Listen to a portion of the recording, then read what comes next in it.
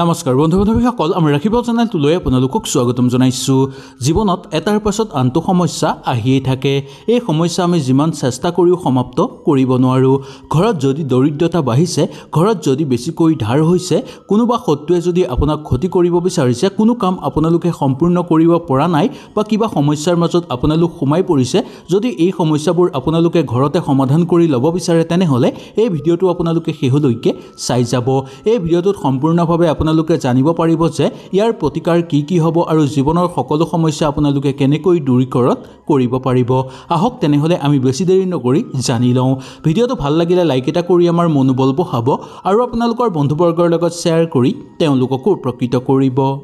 আজি আমি জানিম একমাত্ৰ পইচাৰ কথা। এই মূল্যবৃদ্ধিৰ দিনত টকাই হৈছে আমাৰ কাৰণে আচল ভগৱান। মানুহে জীৱনত উপাৰ্জন কৰাতকৈ বেছি আজিৰ দিনত খৰচ কৰে। আজিৰ দিনত এনেকুৱা বহু কম মানুহ আছে যাৰ পইচাৰ অভাৱ কম বা তেওঁ দৰিদ্ৰ হোৱা নাই। যি মানুহৰ হাতত পইচা চলিব পৰা ধৰণে আছে তেওঁক আৰু অধিক পইচা লগাৰ লালসা জাগি উঠে। পইচাৰ লোভ এনেকুৱা এটা বস্তু, যিমানেই পইচা নাথাকক কিয় পইচাৰ লোভ কেতিয়াও সামৰিব পৰা নাযায়।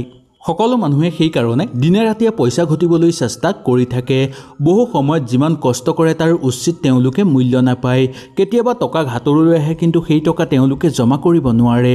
সেইকাৰণে মনা যায় যে বেয়া ভাগ্য আমাৰ লগত সদায় জড়িত হৈ থাকে। ঘৰত পইচা আহিবলৈ কিবা নহয় কিবা আমি বস্তু বা কিবা নহয় কিবা আমি প্ৰতিকাৰ কৰিব লাগিব।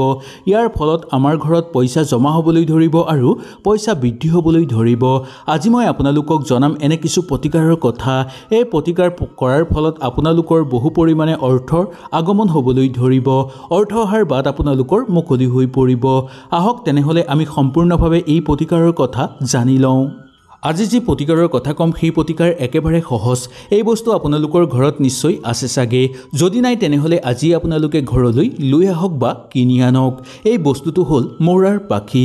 আমি সকলোৱে জানো যে ভগৱান শ্ৰীকৃষ্ণই মৌৰাৰ পাখি বহু ভাল পায় আৰু তেওঁৰ বহু প্ৰিয় হয়। এই মৌৰাৰ পাখি ভগৱান শ্ৰীকৃষ্ণৰ মাথাৰ মুকুটত নাথাকিলে সেই মুকুট কেতিয়াও সম্পূৰ্ণ নহয়। সেই মুকুট সদায় আধৰুৱা যেন লাগে। সেইকাৰণে তেওঁক মৌৰ মুকুট পংখীবাদক বুলি মনা যায়। তেওঁ মুকুটৰ পৰা মৌৰাৰ পাখি কেতিয়াও আঁতৰি নাযায়। ইয়াৰ কাৰণ হ'ল তেওঁ মাকে সৰুতেই মৌৰাৰ পাখি তেওঁক ধাৰণ কৰাই দিছিল। ইয়াৰ অৰ্থ আছিল মৌৰাৰ পাখি যদি মূৰত থাকে তেনেহ'লে কালসৰ্প দোষ কেতিয়াও নহয়।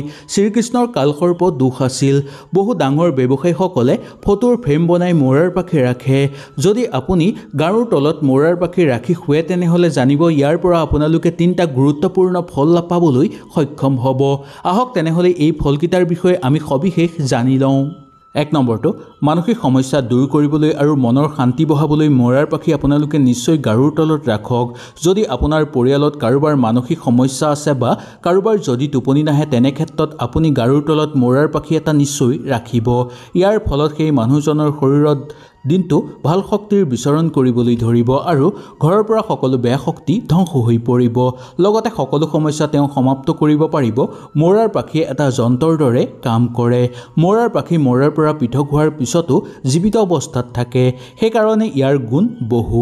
মৌৰাৰ পাখিয়ে ভাল শক্তি আকৰ্ষণ কৰে। যি মানুহৰ ওপৰত মৌৰাৰ পাখি কৃপা থাকে তেওঁক সফল হোৱাৰ ক্ষেত্ৰত কোনেও বাধা দি ৰাখিব নোৱাৰে। তেওঁৰ ওপৰত ভগৱান শ্ৰীকৃষ্ণৰ পৰম কৃপা দেখিবলৈ পোৱা যায়, যাৰ ফলত তেওঁৰ সকলো মনৰ আশা পূৰ্ণ হৈ পৰে। সকলো ক্ষেত্ৰতে তেওঁ সফল হ'ব পাৰে আৰু সকলো দিশতে আগুৱাই যোৱাৰ বাট বিচাৰি পায়। 2 নম্বৰটো, নজৰ দোষৰ পৰা বাচিবলৈ হ'লে আপোনালোকে মৌৰাৰ পাখি এটা গাৰুৰ তলত নিশ্চয় ৰাখক। যেতিয়া আপোনালোকে শুবলৈ যাব সেই সময়ত মৌৰাৰ পাখিটোক প্ৰণাম কৰিব আৰু ভগৱান শ্ৰীকৃষ্ণৰ নাম আপোনালোকে নিশ্চয় ল'ব। ইয়াৰ পিছত সেই মৌৰাৰ পাখিটো গাৰুৰ তলত ৰাখি আপোনালোকে ৰাতি শুব। এনেকৈ কৰিলে ভগৱান শ্ৰীকৃষ্ণই সকলো সমস্যাৰ আপোনালোকক সমাপ্ত কৰোৱাই দিব আৰু মনৰ শান্তি আপোনালোকে ঘূৰি পাব বা বিচাৰি পাব। মন কেতিয়াও বিচলিত হৈ নাথাকিব। কাৰো বেয়া নজৰ আপোনাৰ ওপৰত নালাগিব আৰু কোনো বেয়া সপোন আপোনালোকে ৰাতি নেদেখিব। 3 নম্বৰটো, জীৱনত চলি থকা সমস্যাৰ পৰা বাচিবলৈ বা কোনো গোপন শত্ৰুৰ পৰা আপোনালোকে যদি বাচিব বিচাৰে তেনেহ'লে বজাৰৰ পৰা আজিয়ে আপোনালোকে মৌৰাৰ পাখি এটা কিনি আনক। কিনাৰ সময়ত আপোনালোকে ভগৱানৰ নাম নিশ্চয় ল'ব। এনে কৰিলে মৌৰাৰ পাখিত ভগৱানৰ পৰম শক্তি আগমন হ'ব। লগতে ভাল শক্তি আকৰ্ষণ কৰিবলৈ ধৰিব মৌৰাৰ পাখিটোৱে। ইয়াৰ ফলত ভগৱান শ্ৰীকৃষ্ণৰ আশীৰ্বাদ আপোনালোকে লাভ কৰিবলৈ সক্ষম হ'ব। আপোনাৰ সকলো আধৰুৱা কাম সম্পূৰ্ণ হৈ পৰিব। যেতিয়া ৰাতি আপোনালোকে শুবলৈ যাব শোৱাৰ বাওঁফালে আপোনালোকে গাৰুৰ তলত মৰাৰ পাখিটো নিশ্চয় ৰাখক আৰু ৰাতি শুই যাব। যেতিয়া আপোনালোকে ৰাতিপুৱা উঠিব প্ৰথমতেই মৰাৰ পাখিটো দৰ্শন কৰাৰ পিছতহে আপোনালোকে বিচনাৰ পৰা নামিব। ইয়াৰ পিছত সুন্দৰকৈ সেই মৰাৰ পাখিটো আপোনালোকে কোনো শুভ জেগাত ৰাখি থ'ব পাৰে। ইয়াৰ ফলত ভগৱান শ্ৰীকৃষ্ণৰ পৰম আশীৰ্বাদ আপোনালোকে লাভ কৰিবলৈ সক্ষম হ'ব। এনেকৈ দৈনিক যদি আপোনালোকে কৰিব পাৰে তেনেহ'লে আপোনালোকৰ জীৱনত চলি থকা সকলো সমস্যা সমাপ্ত হৈ পৰিব। শত্ৰুক জয় কৰিব পাৰিব, কাম বন আপোনালোকে ভালদৰে কৰিব পাৰিব আৰু শৰীৰত বহু ভাল শক্তিৰ আগমন হ'বলৈ ধৰিব। বাস্তুশাস্ত্ৰত মৌৰাক ধনদেৱী মা লক্ষ্মী, শিক্ষাৰ দেৱী মা সৰস্বতী, শ্ৰীকৃষ্ণ, গণেশ দেৱ, হনুমান দেৱ, কাৰ্তিক দেৱৰ লগত সংযোগ কৰি চোৱা হয়। মা লক্ষ্মীৰ কৃপাৰ ফলত ঘৰত ধন সম্পত্তি আৰু সুখ শান্তি বৃদ্ধি পাবলৈ ধৰিব। মৌৰাৰ পাখিৰ প্ৰয়োগৰ ফলত মা লক্ষ্মীয়ে সকলো আশীৰ্বাদ আপোনালোকক দিব আৰু তেওঁৰ কৃপাৰ ফলত আপোনালোকৰ সকলো মনৰ আশা পূৰ্ণ হৈ পৰিব। যদি মৌৰাৰ পাখি আপোনালোকে বাঁহীৰ লগত ৰাখিব পাৰে তেনেহ'লে ইয়াকো বহু শুভ বুলি মনা যায়। ইয়াৰ ফলত আপোনালোকৰ পৰিয়ালৰ সম্পৰ্ক ভাল হৈ থাকিব সদায়। আমাৰ ঘৰটো এটা মন্দিৰৰ দৰে হয়। এই ঘৰত থকা মানুহে যদি সদায় কণ্ডল কৰে ইয়াৰ ফলত সেই মন্দিৰ অপবিত্ৰ হৈ পৰে। ইয়াৰো বহু কাৰণ আছে। ইয়াৰ প্ৰধান কাৰণ হ'ল ঘৰত বেয়া শক্তিৰ প্ৰভাৱ বৃদ্ধি পাবলৈ ধৰিছে। এতিয়া প্ৰশ্ন হ'ল যে ঘৰত যদি বেয়া শক্তিৰ প্ৰভাৱ বাঢ়ে তেনেহ'লে আমি কেনেকৈ গম পাম বা এই শক্তি কেনেকৈ আমি বাহিৰ কৰিব পাৰিম? ইয়াৰ প্ৰতিকাৰ হ'ল সন্ধ্যাৰ ঘৰত চাকি আপোনালোকে নিশ্চয় লগাব আৰু ঘৰৰ ভিতৰত মৌৰাৰ পাখি ৰাখিবলৈ আপোনালোকে কেতিয়াও নাপাহৰিব। ইয়াৰ ফলত আপোনালোকৰ ঘৰত থকা সকলো বেয়া শক্তি দূৰ হৈ পৰিব। এই কামটো এবাৰ আপোনালোকে নিশ্চয় কৰি চাব। বাৰে বাৰে কৰিব নোৱাৰিলেও সপ্তাহত আপোনালোকে এবাৰ নিশ্চয় কৰিব। ইয়াৰ ফলত ঘৰৰ পৰা বেয়া শক্তি বাহিৰ হৈ পৰিব। ঘৰত ভাল শক্তিৰ আকৰ্ষণ বৃদ্ধি পাবলৈ ধৰিব, যাৰ ফলত ঘৰত সকলো দেৱ দেৱীৰ আগমন হ'বলৈ ধৰিব। যি মানুহৰ ঘৰত ভাল শক্তি সদায় বিৰাজ হয় সেই ঘৰত সদায় মা লক্ষ্মীয়ে বাস কৰে। আহক এতিয়া আমি জানি লওঁ ঘৰৰ কোন জেগাত মৌৰাৰ পাখি ৰখাটো বহু শুভ বুলি মনা যায়। এই জেগাত যদি মৌৰাৰ পাখি ৰাখে তেনেহ'লে ঘৰত বেছি বেয়া শক্তি প্ৰৱেশ কৰিব নোৱাৰিব। শাস্ত্ৰৰ অনুসৰি মৌৰাৰ পাখি এই জেগাত ৰাখিলে মা লক্ষ্মী আহি আপোনালোকৰ ঘৰত বাস কৰিব। কোনো শুভ দিনত আপোনালোকে ঘৰলৈ মৌৰাৰ পাখি অনাটো বহু শুভ বুলি মনা যায়। শুভ দিশত আপোনালোকে মৌৰাৰ পাখি ৰাখিলে ইয়াৰ ফলত অধিক আপোনালোকে ভাল ফল লাভ কৰিবলৈ সক্ষম হ'ব। আহক তেনেহ'লে আমি সবিশেষ জানি লওঁ। ভিডিঅ'টো শেষলৈকে চাব, তেতিয়াহে আপোনালোকে সম্পূৰ্ণভাৱে বুজি পাব আৰু ভিডিঅ'টো ভাল লাগিলে লাইক এটা কৰি আমাৰ মনোবল বঢ়াব আৰু আপোনালোকৰ বন্ধুবৰ্গৰ লগত শ্বেয়াৰ কৰি তেওঁলোককো উপকৃত কৰিব। মৌৰাৰ পাখিৰ এই প্ৰতিকাৰে আপোনাৰ লগতে আপোনালোকৰ পৰিয়ালকো সুখ শান্তি দিব। এই উপায় ঘৰৰ যিকোনো শুভ সময়ত আপোনালোকে কৰিব পাৰিব আৰু ঘৰৰ শুভ দিশতো আপোনালোকে ৰাখিব পাৰিব। ইয়াৰ ফলত আপোনালোকৰ ঘৰত শুভ দিন আৰম্ভ হ'বলৈও ধৰিব। প্ৰাচীন কালৰে পৰা ভগৱানৰ ওচৰত মৌৰাৰ পাখি ৰখাৰ নিয়ম প্ৰচলিত হৈ আহিছে। ইয়াৰ ফলত ওচৰ পাজৰৰ সকলো পৰিৱেশ আপোনালোকৰ পবিত্ৰ হৈ পৰিব। ভগৱান সন্তুষ্ট হৈ পৰিব, পৰিৱেশ পবিত্ৰ হৈ পৰিব। বশীকৰণৰ কাৰণে কোনো কামত সফল হ'বলৈ, ভূত বাধা দূৰ কৰিবলৈ, গ্ৰহ দোষ বাস্তু দোষৰ পৰা পৰিত্ৰাণ পাবলৈ আপোনালোকে মৌৰাৰ পাখিৰ কাম আপোনালোকে নিশ্চয় এটা কৰক। বিশেষকৈ শিক্ষাৰ্থীসকলে মৌৰাৰ পাখি কিতাপৰ মাজত ৰখাটো বহু শুভ বুলি মনা যায়। মৌৰাৰ পাখিটো যদি আপোনালোকে অভিমন্ত কৰি কিতাপৰ মাজত ৰাখে তেনেহ'লে ইয়াৰ পৰা বহু ভাল ফল লাভ কৰিব পাৰিব আপোনালোকে। অভিমন্ত কেনেকৈ কৰিব এই কথাটো আমি জানি লওঁ আহক।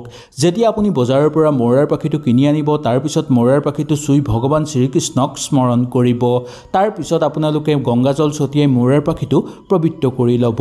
তাৰপিছত এটা মন্ত্ৰ আপোনালোকে নিশ্চয় উচ্চাৰণ কৰিব। মন্ত্ৰটো হ'ল ওম নমঃ ভাগৱতে বাসুদেৱাই নমঃ। এই মন্ত্ৰটো কোৱাৰ পিছত মৌৰাৰ পাখিটো আপোনালোকে আপোনালোকৰ নিজৰ নিজৰ কিতাপৰ মাজত ৰাখিব। ইয়াৰ ফলত বিদ্যাৰ্থীসকলে বহু ভাল ফল দেখুৱাব পাৰিব। সকলো পৰীক্ষাত ভাল ফল আপোনালোকে দেখুৱাব পাৰিব। মনৰ শান্তি বৃদ্ধি পাবলৈ ধৰিব আৰু স্মৃতিশক্তিও আপোনালোকৰ বৃদ্ধি পাবলৈ ধৰিব। ঘৰৰ সকলো ৰুমত মৌৰাৰ পাখি ৰখাটো বহু শুভ বুলি মনা গৈছে। ইয়াৰ ফলত বহু বাস্তুদোষ আপোনালোকৰ দূৰ হৈ পৰিব। এটা মৌৰাৰ পাখিয়ে আপোনালোকৰ জীৱনৰ দিশ সলাই পেলাব। যদি আপুনি সকলো সময়তে নিজৰ লগত মৌৰাৰ পাখি ৰাখে ইয়াৰ ফলত আপোনালোকে সকলো কৰ্মতে সফলতা লাভ কৰিব পাৰিব। সকলো দিশতে ভাগ্যই আপোনাক সহায় কৰিব। যদি আপোনাৰ ওপৰত ৰাহুকেতুৰ দোষ থাকে তেনেহ'লেও এই দোষৰ পৰা পৰিত্ৰাণ লাভ কৰিব পাৰিব। বিশেষকৈ আপোনালোকৰ ঘৰত যদি সৰু ল'ৰা ছোৱালী অকৰা হৈছে বেছিকৈ তেনেহ'লে মৌৰাৰ পাখিৰে সদায় ৰাতিপুৱা গধূলি তেওঁলোকক বিচিব। লাহে লাহে অকৰামি কমিবলৈ ধৰিব। ঘৰৰ চিলিঙি ফেনতো মৌৰাৰ পাখি আপোনালোকে লগাই ৰাখিব পাৰে। বাস্তুশাস্ত্ৰৰ অনুসৰি ইয়াক বহু শুভ বুলি মনা গৈছে।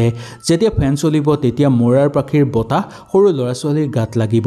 ইয়াৰ ফলত লাহে লাহে দেখিবলৈ পাব যে তেওঁলোকৰ অকৰামী অন্ত হৈ পৰিবলৈ ধৰিছে। মৌৰাৰ পাখি যদি আপোনালোকে এটা তামৰ বাচনত বা বাতি এটাত যদি মৌৰাৰ পাখি ৰাখি তাত অলপ পানী দি সৰু ল'ৰা ছোৱালীৰ মূৰৰ শীতনত ৰাখে তেনেহ'লে সকলো নজৰ দোষ দূৰ হৈ পৰিব। যদি ডাঙৰ মানুহৰ বিচনাৰ তলতো বা গাৰুৰ তলতো মৌৰাৰ পাখি ৰাখে তেনেহ'লে সকলো বেয়া সপোন আপোনালোকে নেদেখা হৈ পৰিব আৰু আপোনালোকৰ স্বপ্ন দোষ দূৰ হৈ পৰিব। যদি আপোনাৰ ল'ৰা ছোৱালীৰ মন পঢ়াত নালাগে তেনেহ'লে সেই ৰুমত আপোনালোকে নিশ্চয় মৌৰাৰ পাখি ৰাখক বা পঢ়া টেবুলৰ ওচৰতো আপোনালোকে মৌৰাৰ পাখি ৰাখিব পাৰে। যি কিতাপত তেওঁলোক বেয়া সেই কিতাপৰ মাজতো আপোনালোকে মৌৰাৰ পাখি ৰাখিব পাৰে। বহু কম সময়ত দেখিবলৈ পাব যে সৰু ল'ৰা ছোৱালীসকলৰ মন পঢ়াত বহিবলৈ ধৰিব, মানসিক শক্তিশালী হৈ পৰিব তেওঁলোক। পঢ়া শুনাৰ ক্ষেত্ৰত তেওঁলোক ভাল হৈ পৰিব। মা সৰস্বতীক আৰাধনা কৰা মানুহে মৌৰাৰ পাখি কিতাপৰ মাজত ৰখাটো উচিত বুলি মনা গৈছে। বহু সময়ত আমি বেছি কাম হাতত লৈ পেলাওঁ কিন্তু কাম সম্পূৰ্ণ কৰিব নোৱাৰোঁ। সেয়েহে সকলো কাম আমাৰ ৰৈ যায়। কিবা নহয় কিবা সমস্যা সেই কামৰ মাজত আহি পৰে। বহু সময়ত ধৰি লৈ যে সেই কাম আমি কৰিবই নোৱাৰা হৈ পৰোঁ। এনে ক্ষেত্ৰত যেতিয়া কোনো শুভ কামলৈ আপোনালোকে যাব বা কোনো শুভ কাম আৰম্ভ কৰিবলৈ ধৰিব সেই সময়ত পকেটত আপোনালোকে নিশ্চয় মৌৰাৰ পাখি ৰাখিব। ইয়াৰ ফলত সেই কামত আপোনালোকে সফলতা লাভ কৰিব পাৰিব আৰু সকলো কাম সুচাৰুভাৱে আপোনালোকে সমাপ্ত কৰিব পাৰিব। হয়তো এই ভিডিঅ'টোৰ যোগেদি আপোনালোকে সম্পূৰ্ণভাৱে বুজি পালে। যদি কিবা অসুবিধা পালে নিশ্চয় মোক তলত কমেণ্ট কৰি জনাব। তেনেহ'লে আজিলৈ আপোনালোকৰ ওচৰৰ পৰা বিদায় লৈছোঁ। কালিলৈ পুনৰ আপোনালোকক লগ পোৱাৰ প্ৰতিশ্ৰুতিৰে আজিলৈ নমস্কাৰ।